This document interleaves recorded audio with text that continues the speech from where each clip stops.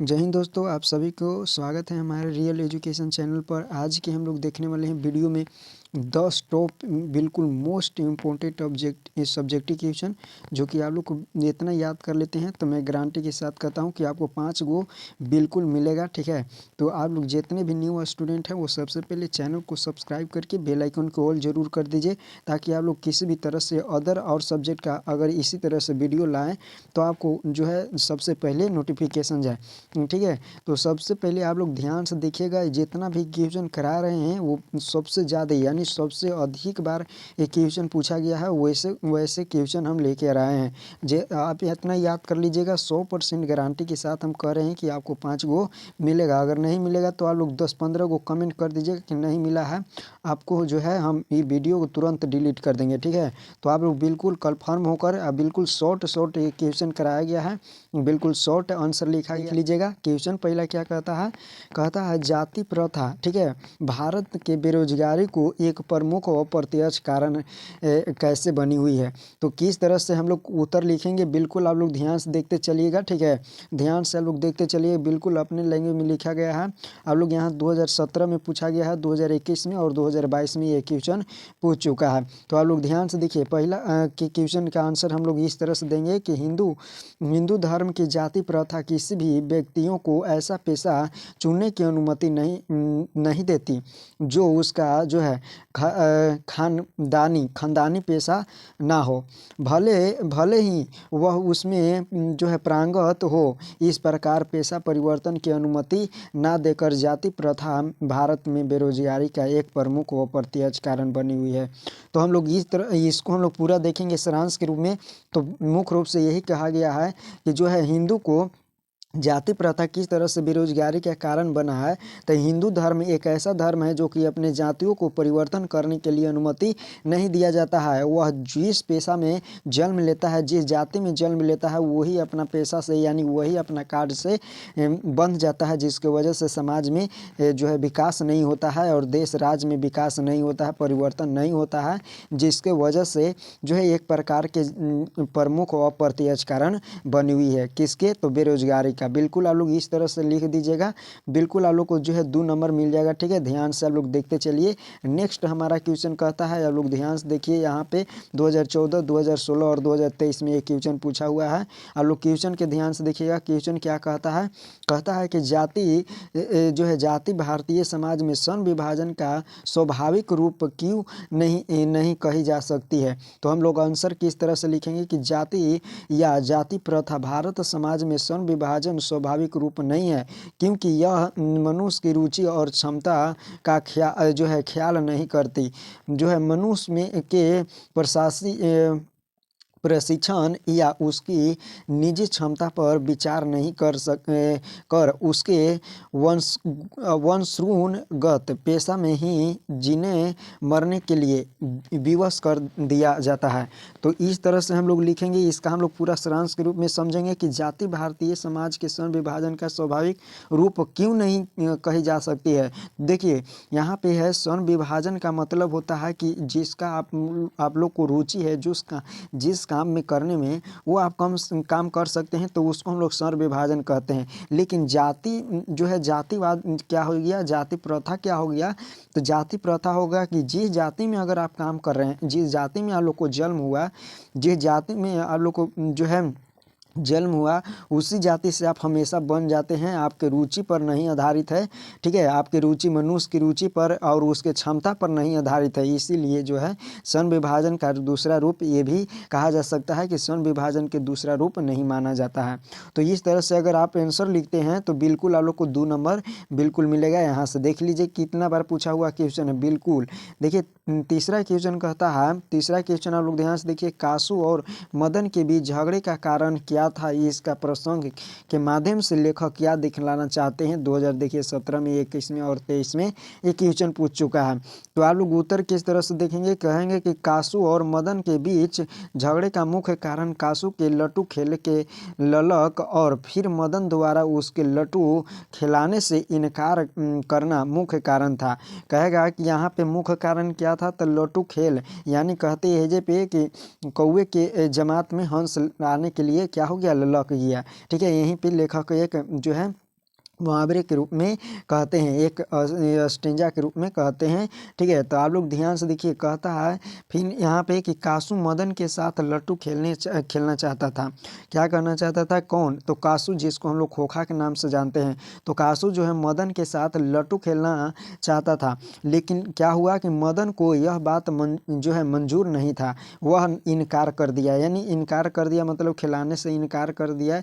इसीलिए वह जो है कासू को, ठीक है, यहाँ कासू लिखा गया है, कासू को इस बात का इनकार कर देता है। तो यही लेखक कहते हैं कि जो है कासू और मदन के बीच झगड़े का कारण क्या था? तो प्रसंग माध्यम से लेखक क्या दिखलाना चाहते हैं? तो यही दिखलाना चाहते हैं कि जो है वो लट्टू खेलने नहीं देता है, और वह बरियरी जो है जाता है, और इस पर जो है खोखा के बातें बात पर हाथ चल जाता है, और वह मार देता है किसको? तो मदन को मार देता है, जो गिरधर लाल का बेटा था। और वह जो है वो भी 2-4 धूसा दे देता है, जिससे मदन के जो सॉरी यहाँ कासू का जो है 2 से 4 दांत, 2 दांत क्या हो जाता है? टूट जाता है। तो बिल्कुल आप लोग इस तरह से लिखिएगा। नेक्स्ट हमारा क्वेश्चन कहता है कि खोखा किन मामलों में अपवाद था?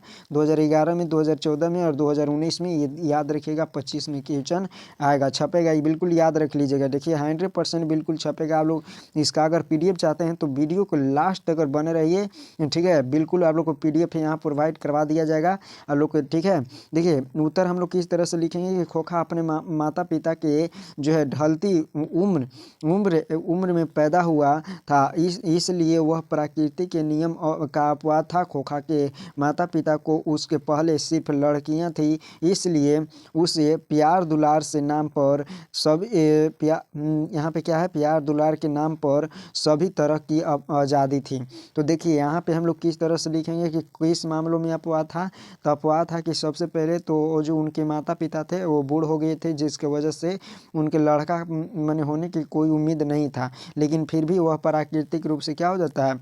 जो है जन्म लेता है। और खोखा जो है अपने 5 बहन के एकलौता जो है भाई था, तो वो एकलौता यही भाई था। और सारा जो उसके लड़कियां थी, ठीक है, लड़कियां थी, वो सारे नियमों का पालन करती थी, लेकिन ये जो है एकलौता होने की वजह से यह जो है प्यार दुलार में रहता था। तो ये अपने घर के नियमों में अपवाद था, अपने माता पिता के जो है ढलते उम्र के लिए भी अपवाद था। तो याद रख लीजिएगा, यहाँ पे बिल्कुल इस सटीक जवाब लिखा हुआ है, सटीक आंसर लिखा हुआ है, आप लोग बिल्कुल याद कर लीजिएगा, ठीक है। आप लोग यहाँ से भी स्क्रीनशॉट ले सकते हैं। अगर पेचीदा लगता है कि नहीं हम टेलीग्राम से नहीं लेंगे, तो आप यहाँ से भी स्क्रीनशॉट ले सकते हैं, कोई बात नहीं है। देखिए यहाँ पे क्या है? कहता है पंचमा की 20 के दांत कहानी का नायक कौन है? तर्कपूर्वक उत्तर दें। देखिए 2014 में, 2017 में और 2022 में ये क्वेश्चन पूछ चुका है। देखिए जितना बार ई में पूछा गया है 2011, 14 और 19 में पूछा हुआ है, ये भी पूछा हुआ है 2017 और 22 और उसके बाद 14 में। तो देखिए किस तरह से हम लोग उत्तर देंगे? तर्कपूर्वक उत्तर देना है। 20 के दांत कहानी में मदन एक ऐसा पात्र है जो अहंकारियों के अहंकार को नहीं सलाह करता है, बल्कि उसके स्वाभाविक जागृति है। वह खोखा जैसे बालक को ठोकर देकर वर्षों से दबे अपने पिता की आंखें भी खोल देता है। संपूर्ण कहानी के मदन की क्रांतिकारी भूमिका है, अतः नायक मदन है, ठीक है। इसका नायक कौन है? मदन है। तो बिल्कुल देखिए यहाँ पे जो है उनके पिता जो है उनके जालों में फंस गए थे, जिसकी वजह से निकलना मुश्किल था, वो हमेशा दबाना चाहते थे। और क्या हुआ कि एक दिन जो है उसके मदन जो है उसके बेटा को मार देता है, यानी 2 दांत तोड़ देता है। तो उसी दिन क्या कर देते हैं? गिरधर लाल को अपनी नौकरी से निकाल देते हैं। तो इस तरह से जो है नायक कौन हुआ? तो मदन हुआ, बिल्कुल याद कर लीजिएगा। नेक्स्ट हमारा क्वेश्चन कहता है कि धर्मों में, ठीक है, धर्मों की दृष्टि से भारत का क्या महत्व है? 2012 में, 2014 में और 2020, 2021। देखिए ये क्वेश्चन को कितना बार पूछता है। यहाँ पे क्वेश्चन बैंक देखिएगा, बिहार बोर्ड यहाँ पे किस तरह से पूछता है लगड़ कर। देखिए कहता है भारत वैदिक धर्म भूमि है। वैदिक मतलब कि वेदों का धर्म है, ठीक है। बौद्ध धर्म की यह जन्मभूमि पारसियों के जर ईस्ट जो है धर्म की यह शरण स्थली है। आज भी यहाँ नित्य नए मतदाता प्रकट एवं विकसित होते रहते हैं। इस तरह से भारत धार्मिक क्षेत्र में विश्व को अवलोकित करने वाला एक महत्वपूर्ण देश है। तो इस तरह से आप लोग लिख दीजिएगा, बिल्कुल आप लोग को 2 नंबर मिल जाएगा। ठीक है, क्वेश्चन आप लोग देखिएगा पूरा यूट्यूब पर अगर ढूंढ लीजिएगा ना, तो इस तरह से जो है छाँट के आपको कहीं पे नहीं मिलेगा। ठीक है, छाँट कर कहीं पे नहीं मिलेगा, पूरा YT पर ढूंढ लीजिए। ठीक है, पूरा YT पर ढूंढ लीजिए, यूट्यूब पर ढूंढ लीजिए, बिल्कुल इस तरह से छाँट कर आप लोग को कहीं क्वेश्चन नहीं मिलने वाला है। जो भी हम क्वेश्चन लेके आते हैं वो बिल्कुल एक मोस्ट इम्पोर्टेंट सब्जेक्टिव क्वेश्चन लेके आते हैं। ठीक है, ऑब्जेक्टिव हो चाहे सब्जेक्टिव हो चाहे कोई चीज़ हो, बिल्कुल छाँट कर लेकर आते हैं। तो नेक्स्ट हमारा क्वेश्चन क्या कहता है, बिल्कुल आप लोग ध्यान से देखिए। कहता है सच्चे भारत के दर्शन कहाँ हो सकते हैं और क्यों। ठीक है, ये भी पूछा हुआ है 15 में, 17 में पूछा हुआ है क्वेश्चन। ठीक है, ध्यान से देखिएगा, 17 में और 2019 में पूछा हुआ है और 22 में। देखिए कितना बार पूछा हुआ क्वेश्चन है। ठीक है, तो देखिएगा यहाँ पे कहता है लेखक के दृष्टि से सच्चे भारत के दर्शन भारत के ग्रामीण क्षेत्रों में हो सकते हैं। गांधी जी भी कहते थे कि असली हिंदुस्तान तो गाँव में बसता है, जो है शहरी विकसित तो वह बाद में आया है। सच्चा भारत तो ग्राम में ही है। गांव के लोगों सच्चाई, प्रेम, सहयोग की भावना ग्रामीण में ही होती है। तो इस तरह से जो है अगर कहेगा कि सच्चे भारत के दर्शन कहाँ हो सकते हैं और क्यों, तो वो कहाँ पे हो सकते हैं, तो बिल्कुल आप लोग याद कर लीजिएगा। यहाँ पे कहाँ पे, तो यहाँ पे बिल्कुल याद रखिएगा ग्रामीण क्षेत्रों में। ठीक है, ग्रामीण क्षेत्रों में याद रखिएगा सच्चे भारत का दर्शन हो सकता है। और बिल्कुल सच्चे और ईमानदार लोग कहाँ पे मिलेंगे, तो यहाँ पे बिल्कुल ग्रामीण क्षेत्रों में। ठीक है, तो इस तरह से आप लोग याद कर लीजिएगा। नेक्स्ट हमारा कहता है कि मनुष्य बार बार नाखून क्यों काटता है। देखिए 15 में, 20 में और 20 में दोनों सेटिंग में पूछा हुआ है क्वेश्चन। देखिए फर्स्ट और सेकंड दोनों सेटिंग में पूछा हुआ ये क्वेश्चन है। 20 के दांत कहता है कि यहाँ पे मनुष्य बार बार नाखून क्यों काटता है, ये है क्वेश्चन। तो कहता है नाखून पशुता के प्रतीक है। मनुष्य की पशुता को जितनी बार काटा जाता है उतनी बार जन्म लेती है। और मनुष्य है कि वह अपने से पशुता को निकाल कर सच्चे अर्थों में मनुष्य रहना चाहता है। अतः पशुता के प्रति एक नाखून जब भी बढ़ जाते हैं जब तक कि मनुष्य ने काट डालता है। देखिए कहता है कि यहाँ पे एक मनुष्य क्या होता है, एक मनुष्य जन्म लेता है, दूसरे मनुष्य पशुता है, यानी एक मनुष्य यहाँ पे जानवर के रूप में बताया गया है। ठीक है, कि एक मनुष्य किस तरह से अत्याचार कर रहा है, दूसरा मनुष्य, एक अत्याचारी मरता है, दूसरा अत्याचारी जन्म ले लेता है। ठीक है, तो इस तरह से यहाँ पे नाखून के रूप में बताया गया है, बिल्कुल आप लोग याद कर लीजिएगा।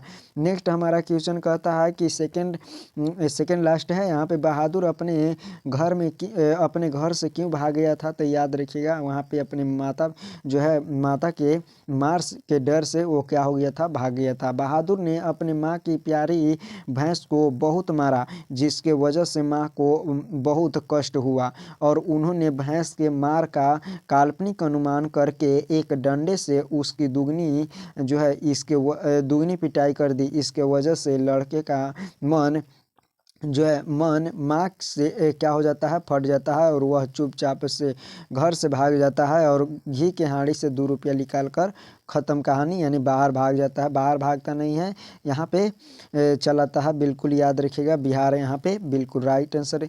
इस तरह से आप लोग लिख लीजिएगा। ठीक है, लेखक के घर चलाता है, अपना नौकरी करने लगता है। तो इस तरह से अगर आप लिखिएगा तो आपको जो है 2 नंबर बिल्कुल मिलेगा। यहाँ पे 17 में पूछा हुआ क्वेश्चन है और 19 में क्वेश्चन पूछ दिया गया है। नेक्स्ट हमारा क्वेश्चन कहता है कि गांधी जी बढ़िया शिक्षा किसे कहते हैं। तो 13 में और 2017 और 2021 में ये क्वेश्चन पूछा गया है। कहता है कि गांधी जी बढ़िया शिक्षा किसको कहते हैं। तो देखिए लिखेंगे कि जो है अहिंसक उसका मूल मंत्र था। ये उनका जो है क्या था, अहिंसक मतलब जिसमें लड़ाई झगड़ा ना हो, और हथियार भी उनके पास बड़ी जो था, बहुत बड़ा हथियार था। ठीक है, यानी शिक्षा। वह अपने प्रतिरोपित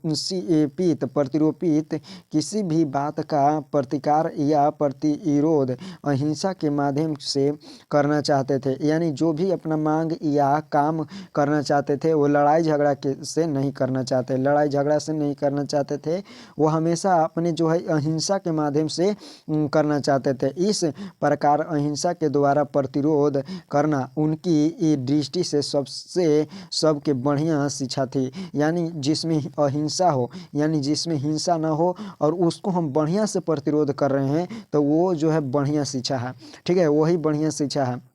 हम लोग बिना औजार को किसी को प्रतिरोध कर रहे हैं, किसी के प्रति प्रतिरोध कर रहे हैं और वो मांग को भी पूरा कर दे रहा है तो उसी को हम लोग क्या कह दे रहे हैं, बढ़िया जो है शिक्षा कह देते हैं। ठीक है, और यह तो नॉर्मली सी बात है। अगर हम लोग बढ़िया से अपने शारीरिक रूप से परेशानी ना करके बढ़िया से हम लोग मांगेंगे, ठीक है, अपना जो है विचारों को रखेंगे और वह पूरा कर दे रहा है तो हम लोग को हथियार लेने से क्या फ़ायदा है, कुछ भी फ़ायदा नहीं है। तो इस तरह से अगर आंसर लिख देते हैं तो आप लोग को 2 नंबर मिल जाएगा। तो इसमें से आप लोग 10 को क्वेश्चन कराएं, ये 10 क्वेश्चन कराएं, बिल्कुल आप लोग को 5 क्वेश्चन मिल जाएगा। इतना आप लोग याद कर लीजिएगा। ठीक है, इतना आप लोग याद कर लीजिएगा। अभी और जो और बुक है उसमें से भी हम लोग पूरा निचोड़ निकाल कर अब आपके पास लेके आएंगे। तो अगर वीडियो अच्छा लगा होगा तो चैनल को सब्सक्राइब करके और लाइक ज़रूर कर दीजिएगा वीडियो के, ताकि आप लोग को इसी तरह से हम लेकर आते रहें। अब आप अपने जो है अब अपने एग्ज़ाम को बेहतर बना सकते हैं। तो मिलेंगे हम लोग नेक्स्ट वीडियो में, तब तक के लिए जय हिंद।